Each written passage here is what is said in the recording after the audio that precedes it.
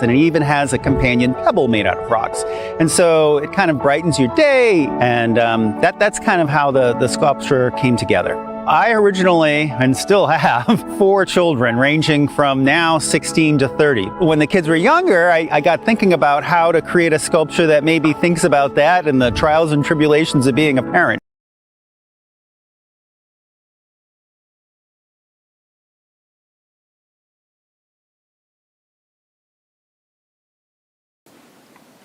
All in favor? Aye. So I did want to just do a very quick, very high-level conversation about the annual comprehensive financial report. That is something that is listed as on this committee's radar, and I'm hopeful that in future years we can actually bring this report prior to it going to council.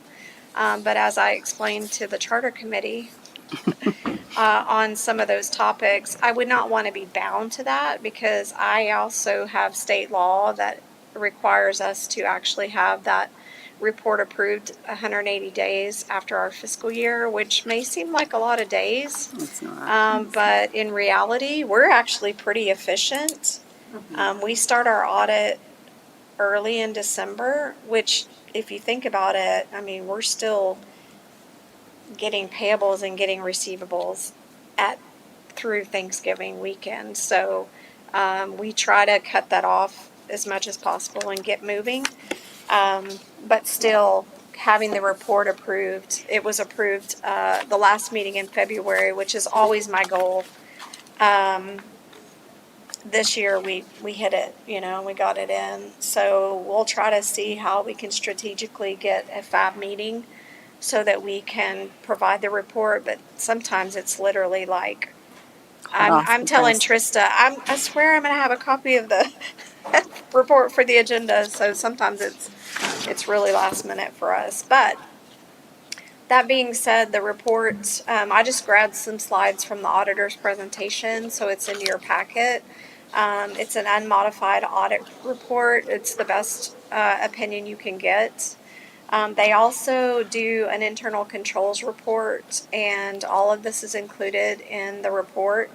And then we also had report on compliance of each major program.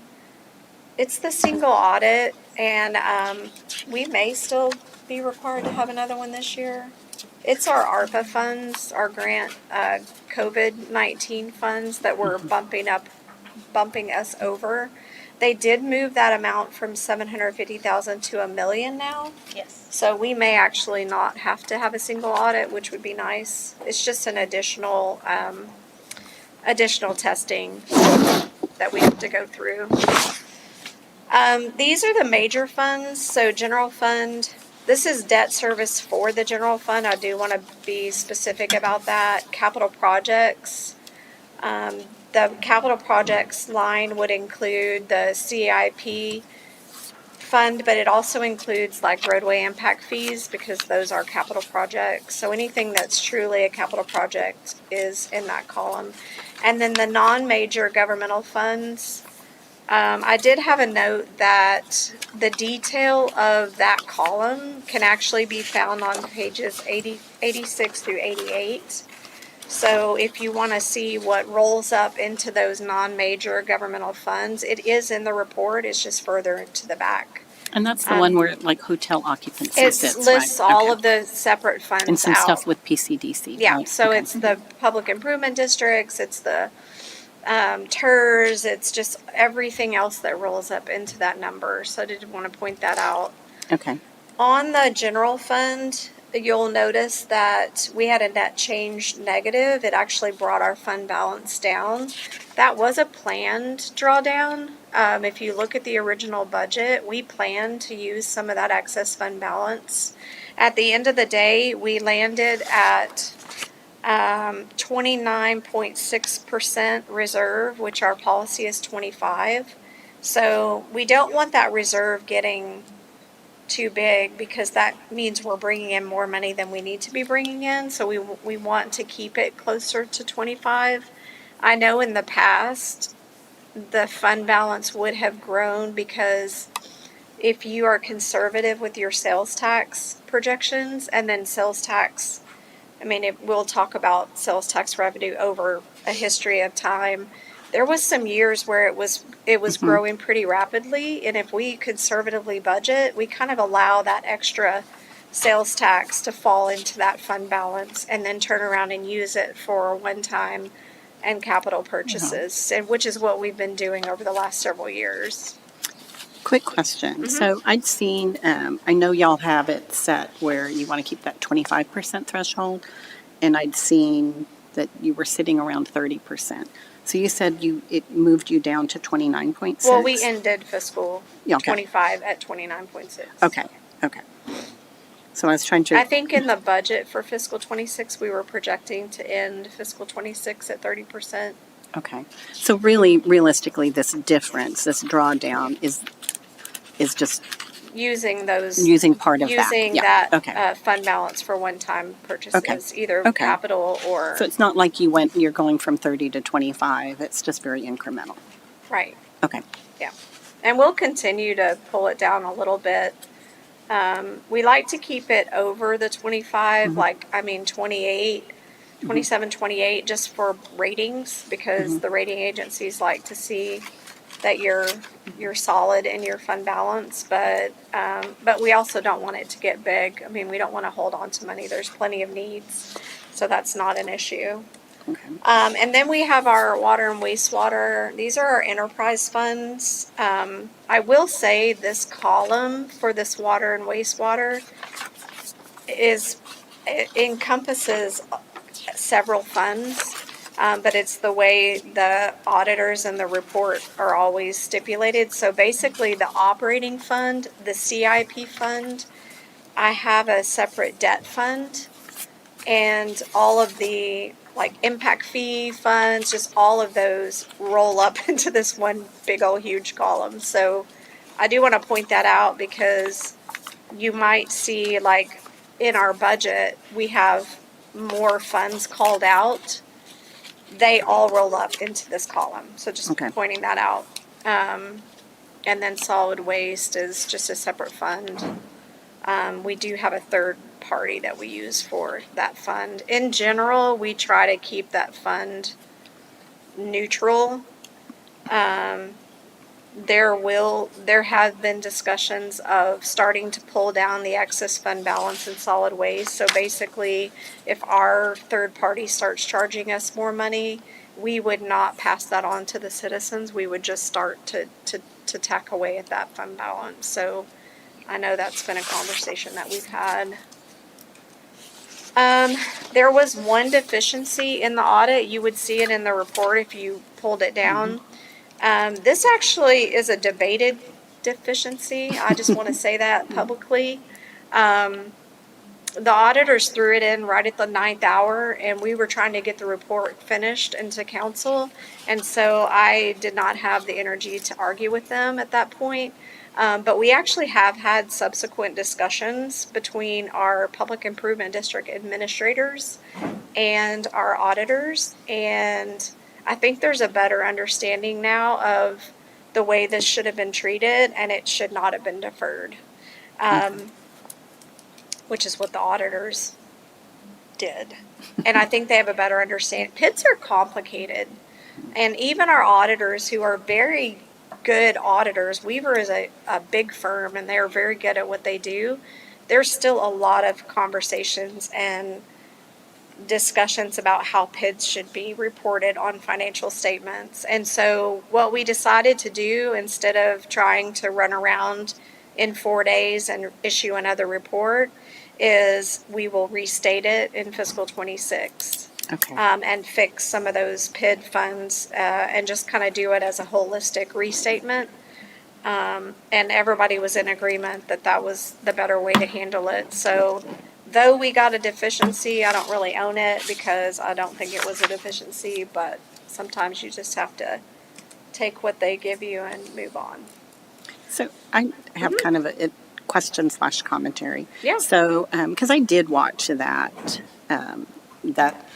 presentation. Good. And I know that the previous audit, there were material weaknesses that were found. Yep. And what I was a little surprised at, and I don't know what y'all's decisions or processes are, but normally when auditors get up and they bring something, whether whatever it might be, there's usually the opportunity for management or the organization to get up to kind of share that. Yeah. And what because I see that y'all put, We you've only responded. right We that you respond to their responded, deficiencies. Yeah. and I know you've only been here a little over 2 years now, Correct. and so there were things related to internal processes and procedures from a previous audit, but just I think sometimes having that management response to get up and say, FYI, all of these other things have been addressed. Right. We have strengthened internal controls.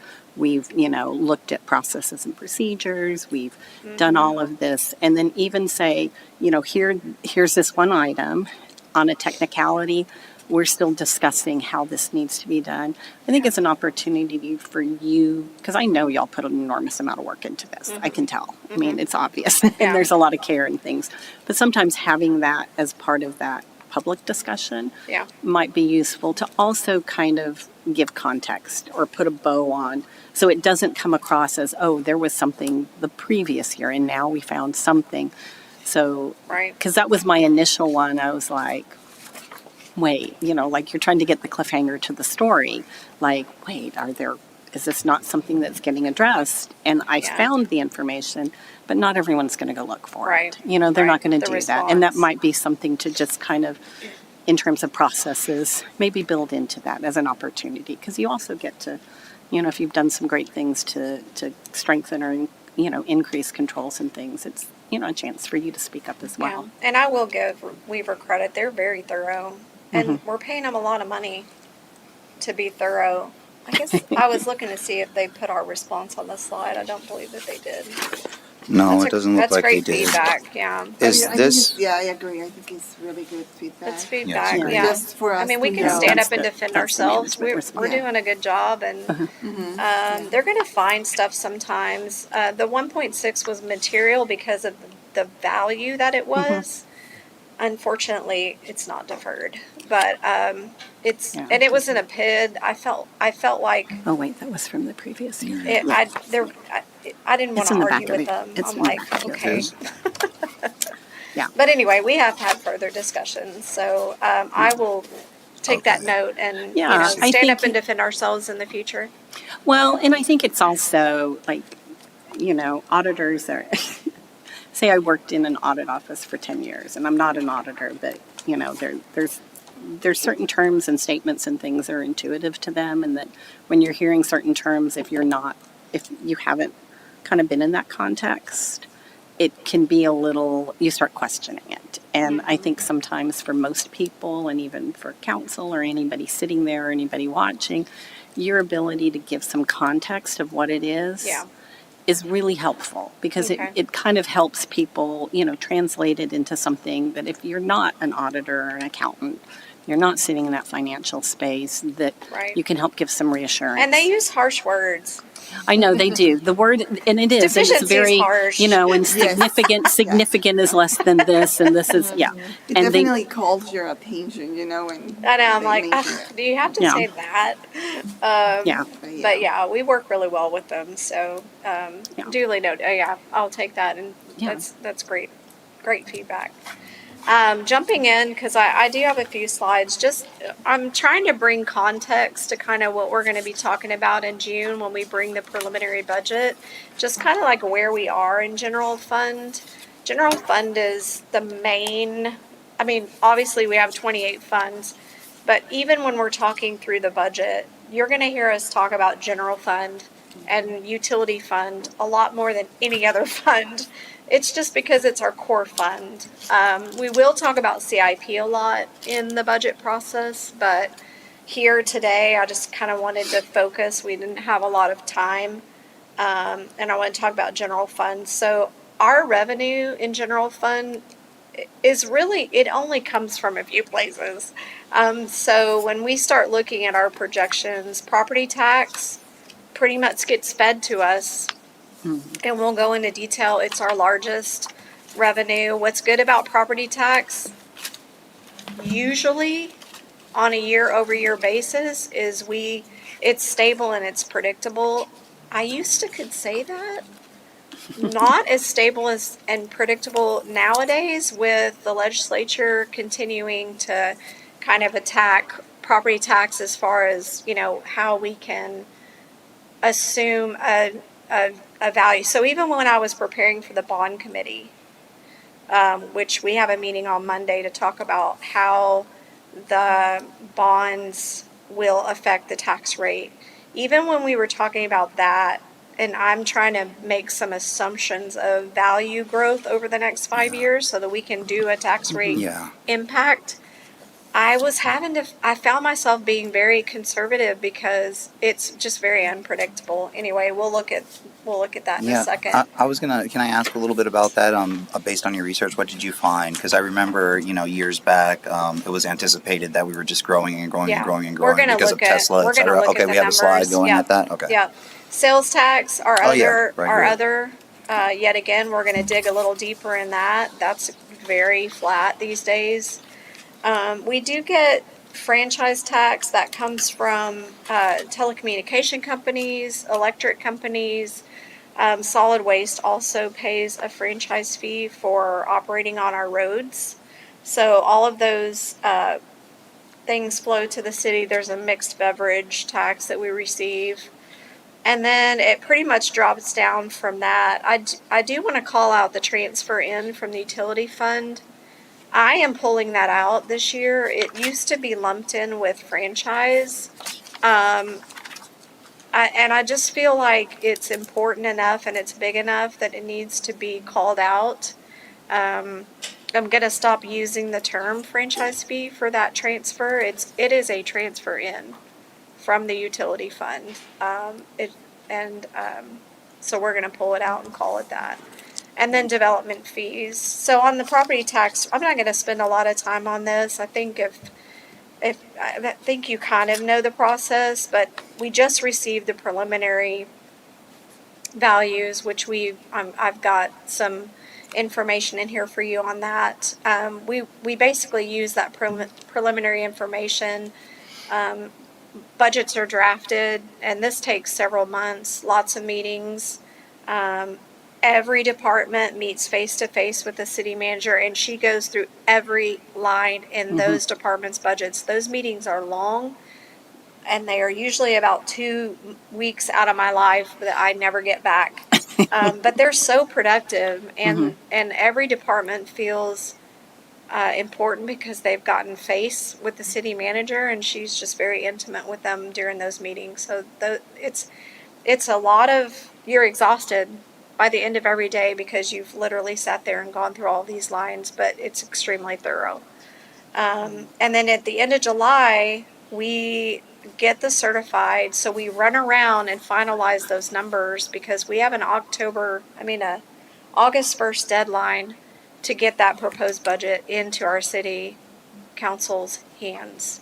And so that is a very quick turnover. Usually the districts will get us those numbers a little bit before the 25th, which I so appreciate because it gives me a couple extra days. But and then there's the process as the calendar kind of lays out, those public hearings and those ordinances to adopt everything. So, any questions on the no new revenue voter approval rate? I feel like we've kind of been in this world for a while and we kind of understand what these rates are, but you've got the definitions in your packet as far as like what those rates are. All of those rates have to be calculated every year. So here's where we look at kind of historical. In the budget, it goes back even further, but I just kind of grabbed the last several years to kind of show a pattern. We expect to at least gain some value every year. And that's what you see. And this is not my first jurisdiction. This is the pattern. This is what we expect. At least a little bit of growth. That number for 27 is the preliminary value that I got from Williamson County and Travis County. And it's basically their conservative number after like the loss that they assume, the reduction in values that will happen during protest. Mhm. I anticipate that this number will go up a little bit once we get to certified. We might actually be over our value from last year by like a little bit. But this is where we're starting to see compression. The values have gone down. The exemptions allowed have gone up. So the combination of those two swinging in opposite directions has really started compressing those values.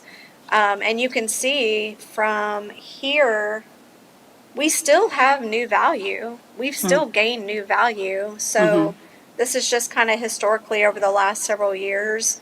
The preliminary 27 new value is still 262 million, but I lost 181 million in exemptions. So now you're looking at the combination of, I mean, I grabbed that number out of the report that we received. We also have the TERS that kind of play into this. And I don't want people to forget the tax reinvestment zone affects the gain of the value of what is available for general fund and debt service fund. And so here you can see that the TERS new value is 54. Well, that comes out of that 261. That 261 includes all new value. It also includes the value that the TERS grew, which general fund and debt service fund don't gain from that 54 million because that goes into the TERS fund. So there's all these things that are playing into the values. Will you please help me understand the like the differences, the large differences between FY 25, 26, and 27? Like, why It's are they just so? new value. It's just new how value? how development is Like new going. homes. And Yeah, Yeah. I mean, apartments and we just had more value come on. So it's in January when they assess those new value amounts, and Okay. so last year we just had less. I feel like building had slowed down. Like it was up, then it slowed down a little bit, and Yeah. it's really picking back up Okay. now.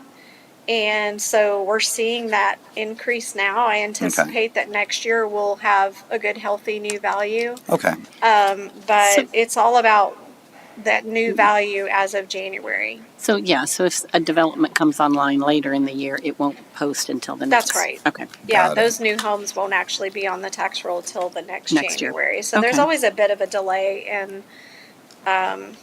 in development and when we actually benefit from those new values. And those are not estimates, right? Those are the preliminary, or I mean, they are estimates at this I mean, point. the They're last preliminary. one is a preliminary. The other two are what the new values were for those years. For sure, yeah. The last one, and that preliminary comes from the assessors or The tax, yeah, central Okay. appraisal district. Central Appraisal District. Yep. Thank you. Okay. Yep. So sales tax, wow. I mean, it wasn't that long ago. We had major growth in sales tax. I mean, I think it can be attributed to new businesses coming in that really participate in that sales tax. But also just general growth in the area as well. But even though we're still growing in the area, we're not seeing that growth really as much in the sales tax numbers. We are really flat over the last, we were flat between 23 and 24. We saw a little bit of an increase in 25, but like 26 and 27, we're still running. We budgeted a 3%, which I felt was pretty conservative based on what we were trending at the time. We budgeted a 3% over what our projected number was for fiscal 25.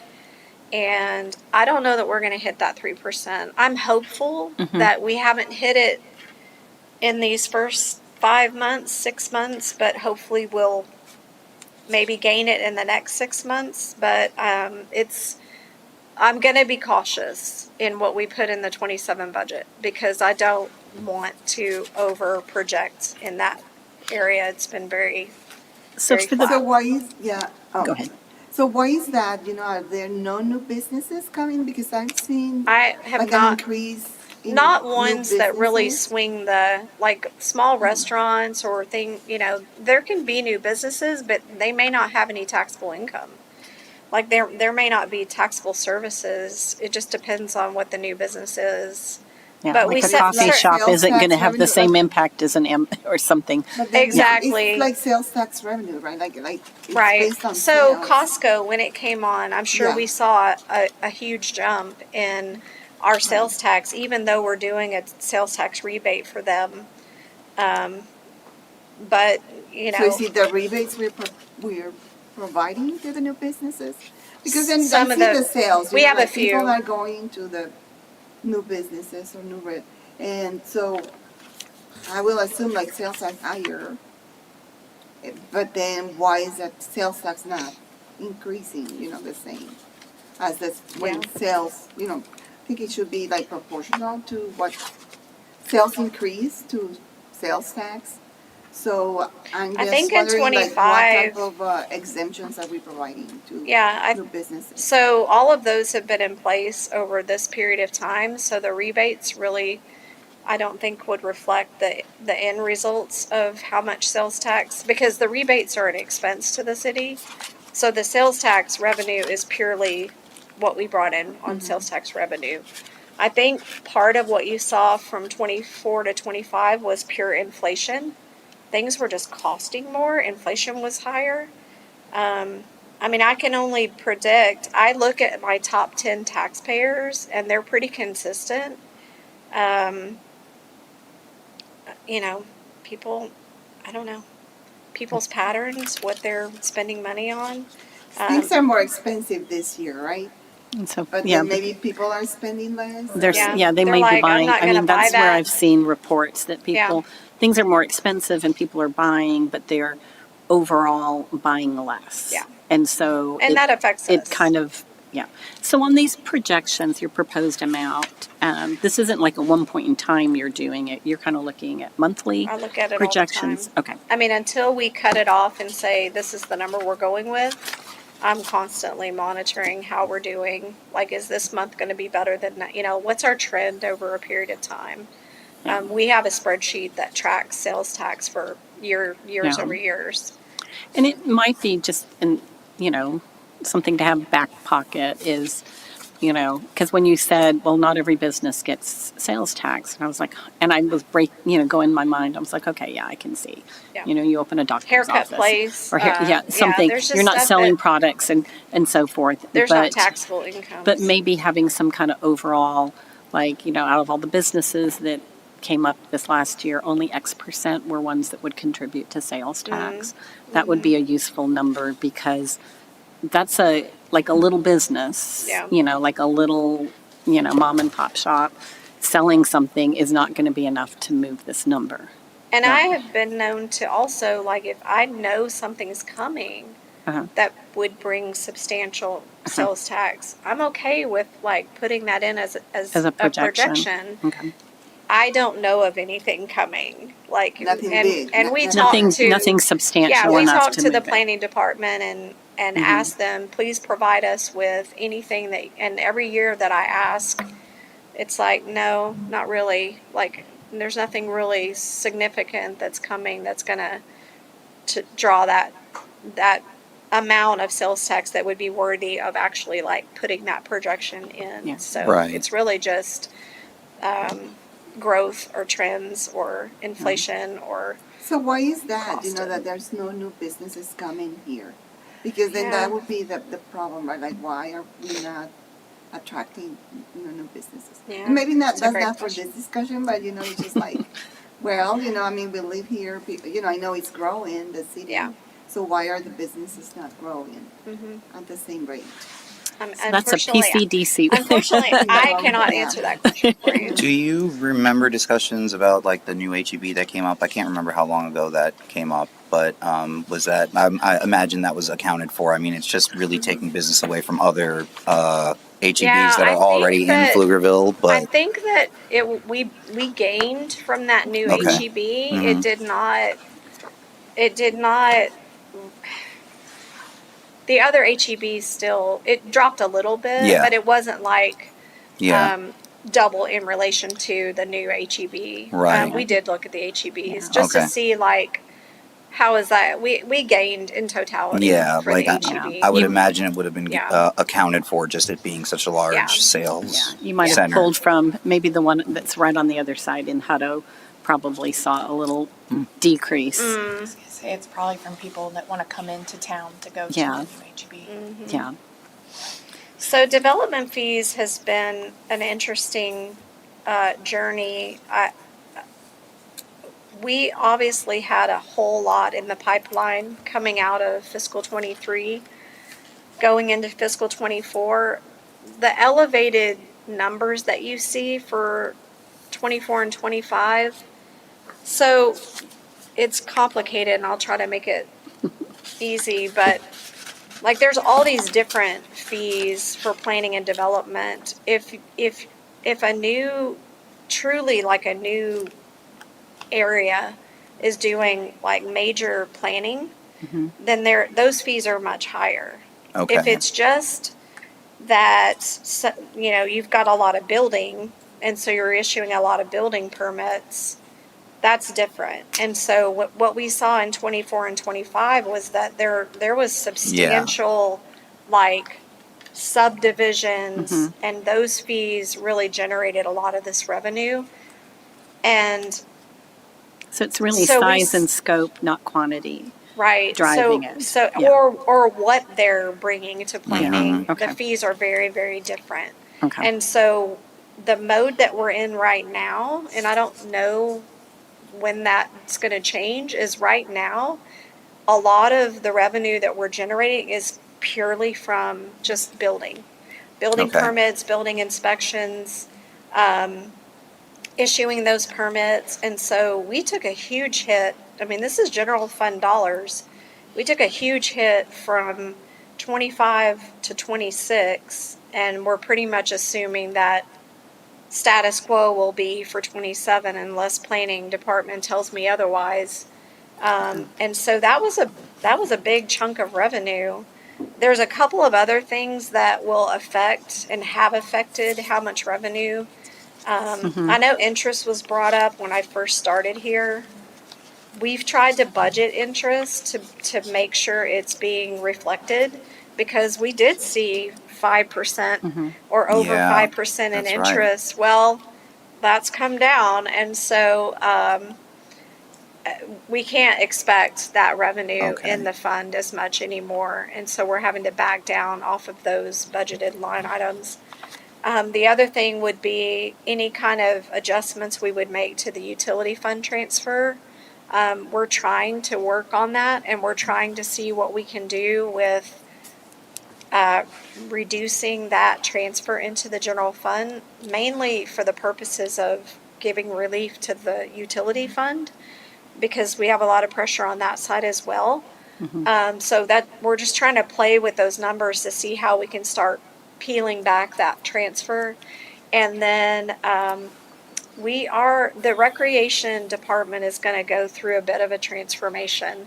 And so with the new Monarch facility, we are actually peeling out that recreation component out of the general fund, and we are creating an enterprise fund that will be the Monarch fund. And so that will change some of the what you see in the general fund. Parks will still be in the general fund, special events will still be in that operating budget for them, but anything related to the new facility will actually be in that Monarch fund. And so that's kind of something that we're working through right now, and it's because the intention is to be self-supporting in that fund. I was going to ask how It's much going of to it take are a you few anticipating? years Yeah. to get there, but the intention is that fund will generate its own Enough revenue to Uh-huh. support itself. Support its And as soon operating as that, expenses. Okay. as soon as I realized that was the intention, it's an enterprise fund. Like it's Yeah. supposed to be like a business, and so it will now be peeled out. So there will be some costs that were in the general fund that will now move to that Monarch fund, which will help us in the general fund. But anyway, so those are just some factors that I wanted to point out. Do you know whether the development fees are going to be rolled into the Monarch Fund in relation to that, or like The in relation to development fee, that won't have anything to do Okay. with the Monarch Fund. Okay. Yeah. But some of the revenue that we bring in general fund will now be Monarch revenue. Oh, It I'm just thinking more depends on what it expenses. is. Okay. Yeah. And could you clarify a little bit about the utility fund? I heard the utility fund and before the wastewater and solid waste to kind of, relieve the citizens, but it seems like there's a leftover in those funds that are being transferred into the general fund for use of, whatever, whereas if they were in the general fund, if there's an overage, right? Like, why wouldn't, the rates, I guess, on the citizens be reduced, instead, or something like that, right? Like, that's the way I'm understanding it, but I think I may be understanding it wrong. I will say there's a couple of transfers that come from utility fund to general fund. One is a cost allocation transfer, Cost which allocation. will always be there. Okay. Because there are general fund functions like Yeah. Lauren and I, Yeah. which we do a lot for the utility fund. So Okay. there will always be a cost allocation, but Mhm. what's on top of that is this transfer. And so it's always been a transfer. Mm-hmm. The trick is that in order to make adjustments to start transferring less, it takes coordination from both funds. So, like, I can't just go, like, it's a burden on the utility fund, I'm going to reduce that transfer to the general fund. It's going to have to happen slowly over time because the general fund has been accepting those transfers Right. all of these years. Yeah. And now we're seeing some pressures on our revenues. It's going to be very hard for me just to say, well, I'm going to transfer less So when the what's general fund gets to figure it. So it's going to take us a couple of years to try to peel back that transfer and make it less of a burden on the utility fund, but that won't happen overnight. I want to focus on that word. It's a burden on the utility fund. Mhm. Well, how is it a burden? It's money coming out of the utility fund. It's decreasing what they And get. what's been the basis It's an for the expense. transfer? Yeah. How is it transferred? It's been now? a percentage of The term- revenue a percentage of over the last, I don't know how revenue. many Independent years. of the net income. So Yeah. it's just based on revenue. Mhm. Okay. It's a built-in expense of the utility fund. Built-in expense. And- utility In fund. addition to the What we're actual trying to cost. do Okay. is start to try to, like, come down off that percentage and start figuring out how to make the general fund work without as much being transferred from the utility fund. But it's a process, and it's going to take a couple of years because, as you can see, the general fund is already being stressed with these other factors of where we're not getting additional Enough. revenue. If we were seeing sales tax growth and if Right. we were seeing property tax even 3%, 5% year over year, then I could make a bigger adjustment into that transfer of the utility fund. Right now, I'm like trying to see, like, even if I can give a little bit, let's see if we can kind of spread this over. We do have some of our sales tax rebates dropping off in fiscal 28, not fiscal 27, 28. but Oh, 28. yeah. So there's light at the end of that tunnel. Mhm. And one of them is pretty significant. It's about $750,000 every year. Okay, that year when I get that rebate back, there'll be a little bit more flexibility in being able to reduce that transfer. But right now we're just trying to figure out how do we juggle between the two. So I know you've talked about, things are flat. You're concerned that you're not seeing a lot of growth, and I appreciate, you're like, I want to be really conservative. Is there anything out there, like, on the horizon that you think could significantly shift anything between now and when you're hitting budget, either positive or negative?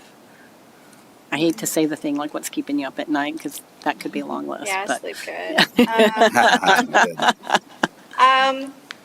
Not really. I mean, I Okay. think we know what we know right now, and I don't think that reality is going to change between Okay. now and June, July. So now we're just working through the departments. You Okay. know, we've been very cautious about all throughout the year, if there is a vacancy, having the discussion of, does this position, like, we have to evaluate every position that comes up in every department and say, can we do without this position? Like, can we make some shifts, make some changes, find some efficiencies? And so we've already been doing this all year long because fiscal 26 was a tight budget. And so that's kind of where we are, trying to figure out how we can find savings, knowing that there's, you know, flattening on the revenue side. So that's what we're working through right now. Okay. So does it work, and I hate to be repetitive, but does it work like we keep on allocating funds to utilities that we kind of know are going to be transferred to the general fund? That transfer is built in. It's It's built built in. into the rates. It's part of the utilities budget. Okay. Okay. And it's two And has transfers. been. It's one to allocate like the help that they receive from the rest of the city, right? That's a cost allocation. Cost You won't allocation. actually see that as a transfer. It's Mhm. a true expense of the utilities. Okay. The transfer is what I'm trying to pull out and make it a little bit more clear. Yeah. That is just a percentage of revenue. Just a percentage of revenue. So there's like the 1.7 on one of these things, the 1.7 million. I think, is it in additional expenses or is it an additional revenue that then gets transferred into the general fund at the end of the year? Is that year-end close or We is that during actually make the budgeting? transfer quarterly. Quarterly. So whatever is budgeted, Mm-hmm. well, it's not whatever is budgeted. We actually run the calculation of the percentage quarterly based on the revenue for that quarter, and we make the transfer. Okay. Is it in essence transferring funds that that the city received from the citizens, for utilities Mhm. being transferred into the general fund and being repurposed? Is that an accurate? Sure. Okay. Yeah. And so I think of the 1.7 number there, that's being transferred into the general fund, that's also budgeted for. And what we're here, the Finance and Budget Committee, right? We want to look at the budget that's coming up that's already probably almost done, right? No, it's not no? almost Oh no, I'm sorry. I Yeah, apologize no. for that assumption. I haven't been paying We're still attention. I mean, early I in the forgot about process. today, and I mean, look at the way I'm dressed, so that's my bad. Yeah. No, we're early in the process. I mean, we have some information, Yeah. but we have new facilities going on. We're trying to get Yeah. estimates on these new facilities of the costs that we're going to have to put in this budget. Yeah. I will say on the utility side, because I know we're out of time, we have engaged a consultant to look at our rate structure on the utility side to determine equity on who pays and how much they pay. And so we're taking that journey. Sure. And that should be presented.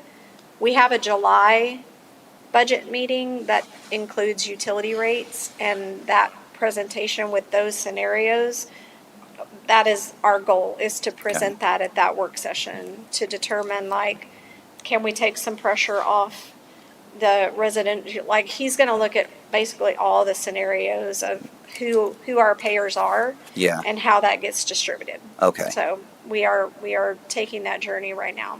Yeah, I think it would certainly look better, at least like from my standpoint, right? If it were budgeted, right? Like so that the transfer It's weren't budgeted. necessary. It's budgeted. I mean, it's also expected. It's also like a transfer. I'm going to get more revenues for utilities that are going to be transferred into the revenue fund, so we can kind of count on those, but they happen quarterly. That's right. But if it were budgeted, you say it's a burden, but it's also they're getting paid more, and they don't. I guess they don't know what to do with it. So if the budget, process was. So it's budgeted on both sides. Yeah. It's budgeted in the utility fund, Yeah. and it's budgeted in the general fund. Yeah. We're just calling it out, and we're trying to reduce that transfer. Mm-hmm. The cost allocation will always be there, Right. and it won't go away. It is it is legitimate. Yeah. The utility agree. transfer is something that we could start making some adjustments to. And I mean, it would just be risky to say like, okay, we're going to budget less, right? So that there's less of an overage, you know what I mean? Because that's Right. what's causing the overage. I mean, we're accounting for it as we're budgeting, but we're also kind of counting on there being the revenues that we can then put into the general fund quarterly.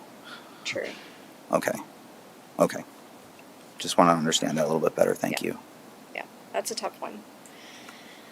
Any last questions before that was all I had, was just, timeline of kind of what we'll be doing over the next several months.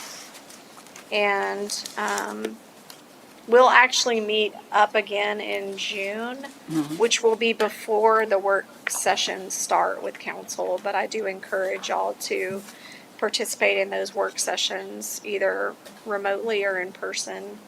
Are they 'Cause they're posted pretty on the informative. website, or how? Do what? How do we know when they're gonna happen? They're on your calendar. They're on the calendar. They're on the And they're calendar. regular council meetings. Oh, okay. They're just work sessions before the actual Okay. 7:00 meeting starts. And you can look on the website, you can find Yeah. the agenda times. And one of the things that is nice, that you can also, they'll live stream them on their YouTube channel. So if you have that picked up, because I know, is this not the strangest thing to do in my evening hours? Is like, I'll have that playing in the background when I'm working on some other stuff. Yeah. So, So I would appreciate, I mean, I think this is too much to ask, a reminder maybe, but I think, I could just as well look at the calendar and put the calendar in my own calendar. Oh, But yeah. just throwing that out there, just Yeah, in we case can- that's an option. we could throw that the an FAB email. could kind of like, Yeah. or if the city could send the FAB, hey, reminder, this session is happening this day. If that's not too much trouble. If it is too much trouble, we Sure. do have the calendars right here, so that should be on us. I apologize. I mean, Yeah. today was one day where it was on my calendar and 16 other things happened, and Yep. yeah. So I do apologize for my late arrival. All right. Well, we will adjourn. Motion to adjourn. 1:07. second. All right. Appreciate it. Aye, aye, aye, aye, aye.